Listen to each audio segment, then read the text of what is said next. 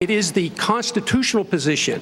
It is the advice of the founders to follow a non-interventionist foreign policy. Stay out of entangling alliances. Be friends with countries. Negotiate and talk with them and trade with them.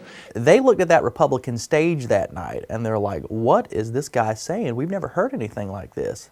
And what's better, it makes a lot of sense. So there's a lot of merit to the advice of the founders and following the Constitution. And my argument is that we shouldn't go to war so carelessly. When we do, the wars don't end.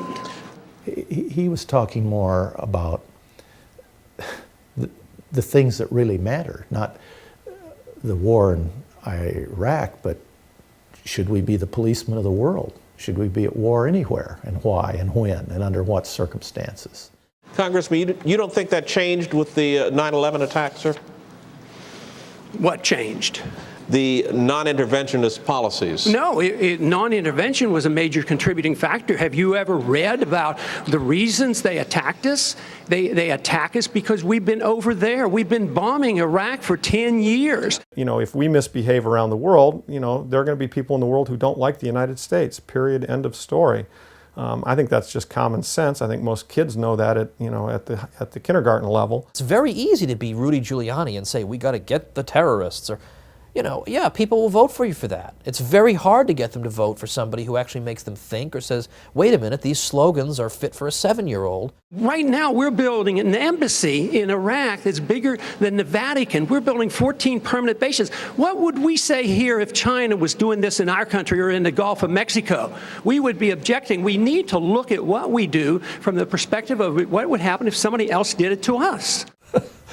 And I thought, what fun. How are they going to answer that? And it must have been embarrassing for the other candidates to have to sit there and hear this deep discussion and to know in their hearts the guy's absolutely right. But Are you suggesting we invited the 9/11 attack, sir?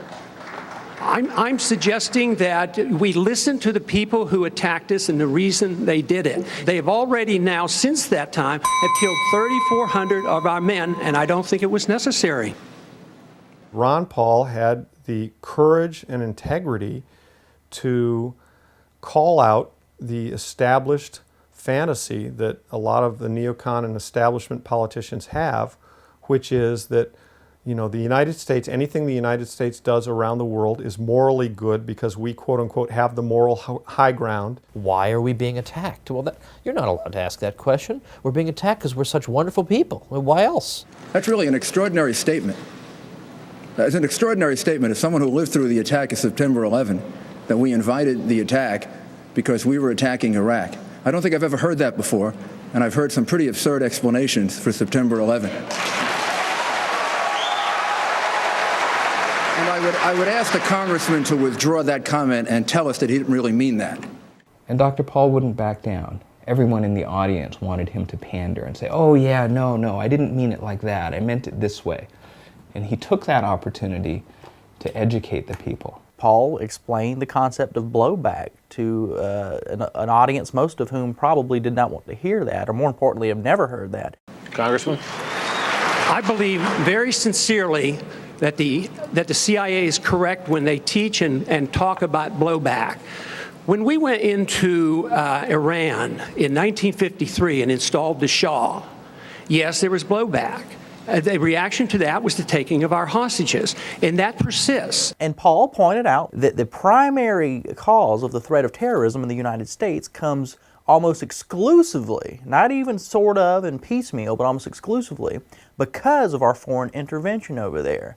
And if we ignore that at our own risk. That if we think that we can do what we want around the world and not incite hatred, then we have a problem. They don't come here to attack us because we're rich and we're free.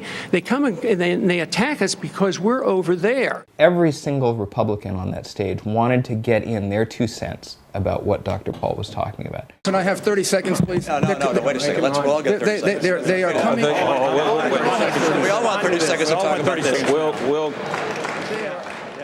During the Republican primary, after each debate, Fox News would do this, the phone texting. Sean Hannity, text us right now, whatever the digits were for your candidate, In each Fox News poll, this was a poll conducted by Fox News, Ron Paul overwhelmingly won. Here's a look at the early results of our text message poll.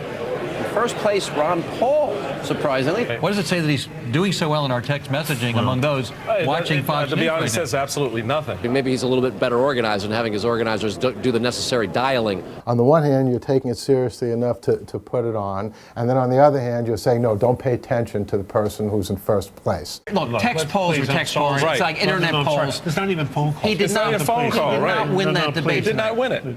Why would he try to discredit their own poll? Doesn't make any sense.